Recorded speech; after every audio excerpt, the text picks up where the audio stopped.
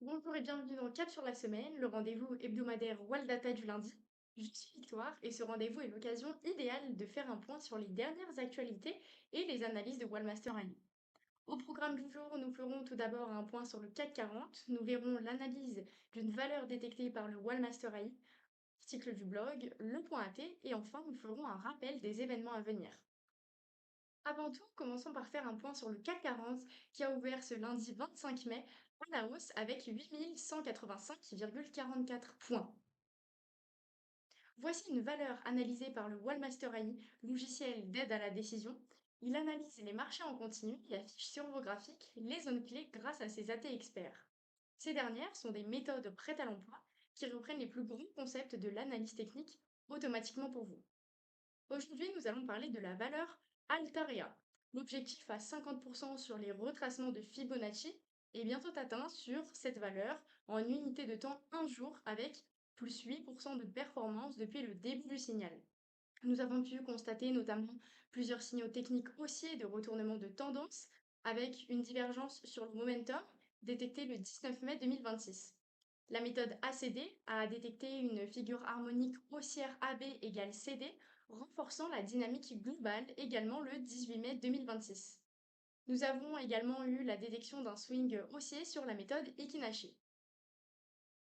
Passons maintenant à l'article du blog. ChatGPT s'apprête à faire son entrée en bourse à Wall Street. Cette introduction sur les marchés devrait se faire de manière confidentielle dans les prochains jours, confirmant l'incroyable valorisation de l'entreprise après ses récentes levées de fonds. Pour OpenAI, l'enjeu est de taille.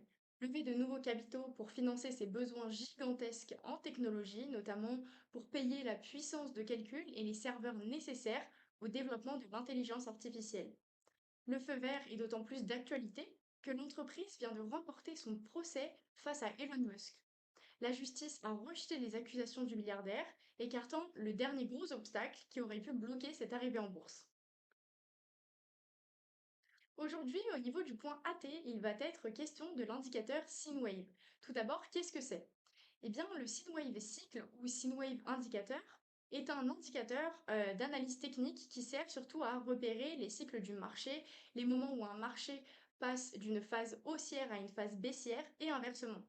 Il est très lié aux travaux de John Heller qui applique des concepts de traitement du signal au marché financier.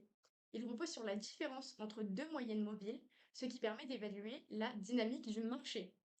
Tout d'abord, au niveau de la lecture du sine wave, quand la vague elle commence à monter, cela peut signaler le début d'un mouvement haussier. A l'inverse, quand elle descend, cela peut indiquer un mouvement baissier. L'indicateur utilise généralement deux lignes.